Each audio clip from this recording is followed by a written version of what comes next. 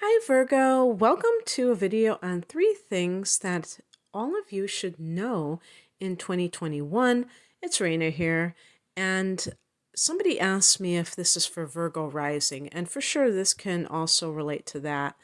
The reason I'm doing the sun sign is because a lot of times, even if you don't know your chart, you can at least, figure it out based on what I'm talking about. Although this is a general kind of a video, you do need ultimately to have your exact degree of sun or rising to know if there are going to be conjunctions with some of these transits or what have you. Another thing to note is that some of these things are not exclusive to 2021. They have been around for a while, but I haven't talked about them because I don't talk about everything when I do my monthly forecasts. So, the first thing that I would say is that your career is still being influenced in a faded kind of a way. And the reason I say this is that your 10th house is Gemini. And in 2021, the North Node is still transiting through Gemini. And the North and South nodes, the transiting North and South nodes, are connected to the eclipse cycles. And so in 2021, we're still going to have eclipses in Sagittarius and Gemini. And therefore, you're going to have that 10th house triggered with the eclipse as well. But you also have the North Node transiting through there. And what that can mean is that there are things that might happen that have a faded kind of a feel to them, where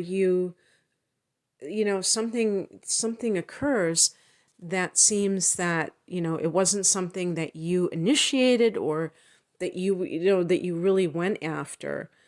It just is coming to you. It's the time. It's your time maybe to shine. This is the 10th house. So the 10th house is your place in the world. It's kind of your reputation, your standing in society, if you will. So can that mean success? Well, I think absolutely.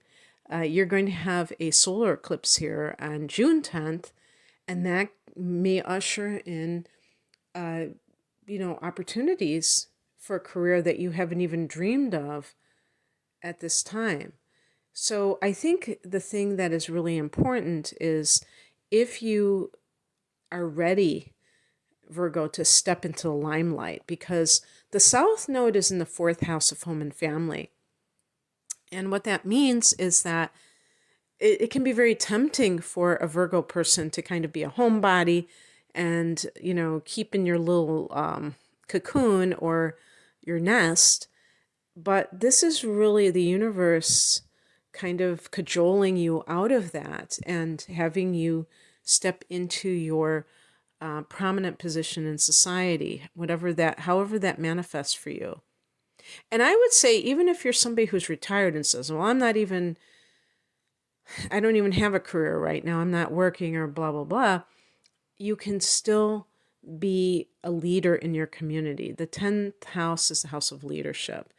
And even if you're doing volunteer work or whatever, this is not about trying to become famous or trying to, uh, you know, gain attention, be an attention, whatever. I was going to say whore, but that sounds terrible. It's not anything like that. It's really about stepping into your power in a social sense as it relates to how society sees you. Virgo people tend to be very, I would say, modest and unassuming. And you may even be a bit shy, depending on other factors, where you don't seek out the limelight. So you don't want that attention put on you. And yet, there may be some reason why that's exactly what should happen. So, like I just said about leadership, perhaps let's say at work you get a promotion and you feel kind of uncomfortable about it because you don't feel like you have the ability to tell other people what to do. You may surprise yourself. And if you stretch, and this is kind of what the North Node is all about, it's like expansion in new directions versus kind of like staying in your comfort zone. You can feel this sense of accomplishment after the transit is over, where you stuck your neck out, you risked, feeling like a fool, making a mistake, whatever, and you were able to rise to the occasion. So just keep that in mind. The second thing is that Neptune is in your 7th house. Now, this is a perfect example of a transit that's been here for a long time. But I will say, too, I was looking to see how far Neptune gets in terms of degrees in 2021. Now, we are in February, and currently, as I record this, Neptune is at 19 degrees of Pisces.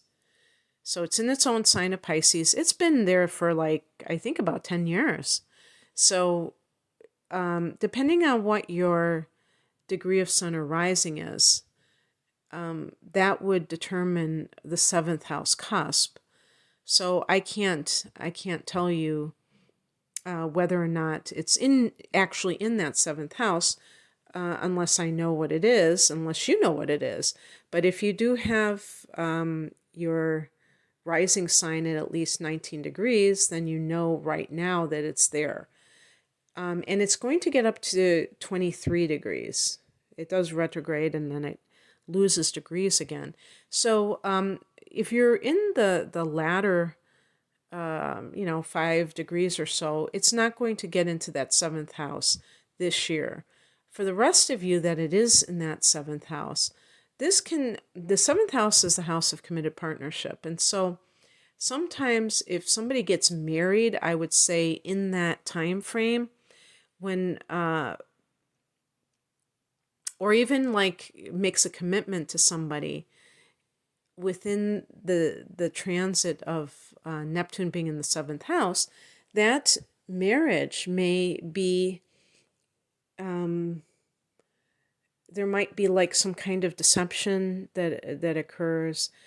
There might be this confusion with that person, that somehow they're not who they claim to be. For instance, you find out that somebody is leading a double life, which is obviously a form of deception as well. Or it could be something completely beautiful. Could be like a soulmate union. So, just like everything in life, there are the positive possibilities and the more challenging ones. It's not going to be the same for everybody. You may meet somebody who's a Pisces because of that becomes your life partner. And obviously, as you know, this is your opposite sign, Virgo, or you should know this is your opposite sign. And so there are going to be things that you do have in common with Pisces. Although I would say this is one of the more odd couple of all the complementary couples, because of how persnickety, fastidious that Virgo is, and how, very organized, and how otherworldly Pisces can be. The third thing is that Uranus is trining your sun from the 9th house. So Uranus is in Taurus and has been there for several years now, for I think 2 or 3 years. And as I record this, February, what is it, 7th? Uranus is at 6 degrees of Taurus. And so this is in the earlier degrees. Some of you later degrees of Virgo do not have that exact, don't have a trine, official trine, but you will at some point with Uranus. but in general, it's in a compatible sign. Now, the ninth house is also featured this year because in November 19th to be exact, we're going to have a lunar eclipse at 27 degrees of Taurus. So this is also going to be in that ninth house. So the ninth house can bring unexpected situations occurring, and it could involve opportunities to travel a long distance. If you are in some kind of a profession where there is a lot of flux, where maybe it's very nomadic for some reason, or if you have wanted to study abroad or work from abroad, and Uranus can be technology, so this could be the digital nomad. This may give you that opportunity to in 2021 Virgo. But it is a supportive angle, and I think in general for Virgos, Uranus supporting your sun like this from the ninth house can be great for you to develop a more free spirit,